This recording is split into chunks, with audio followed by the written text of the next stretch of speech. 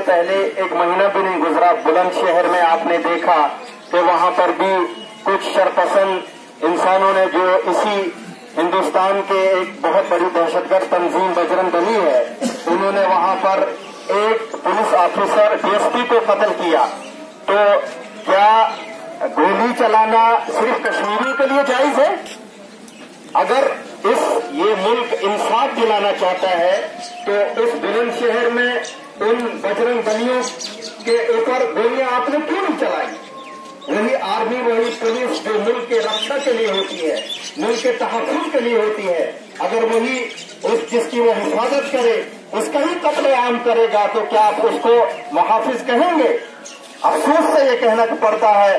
اور آج یہ ہم لوگوں کے لیے ماتم کا دن ہے، چاہے کوئی بھی مرا ہو، لیکن انسانیت کا جہاں پر بھی قتل کیا جائے تو وہ انسانیت کا مسئلہ ہے.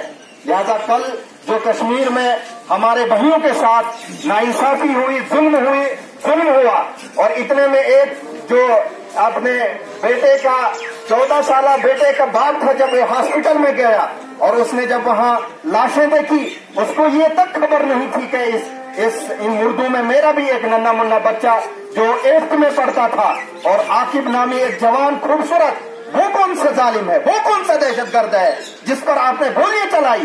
یہ کون سا انصاف یہاں اس ملک میں ہو رہا ہے؟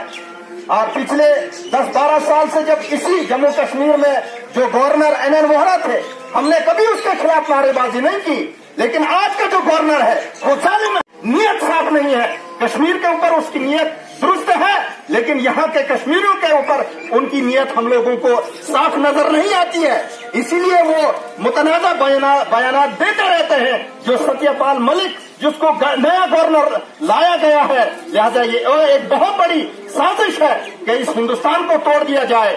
جہاں پر مسلمان اکثریت میں ہیں وہاں پر مسلمانوں کو ختم کیا جائے، اور جہاں پر ہندو مسلم ایک ساتھ رہتے ہیں مل جل کر ان کو بانٹ دیا جائے. مندروں میں اور مسجدوں میں بار بار آپ دیکھ رہے ہیں کہ لڑائیاں ہو رہی ہیں. لہذا یہ کھلی سازش ہے. کل جو ہمارے بھائیوں کے ساتھ، معصوموں کے ساتھ، اور جب اس باپ نے اپنے بچے کو دیکھا تو اس کے آنکھوں سے آنسو جاری ہو گئے.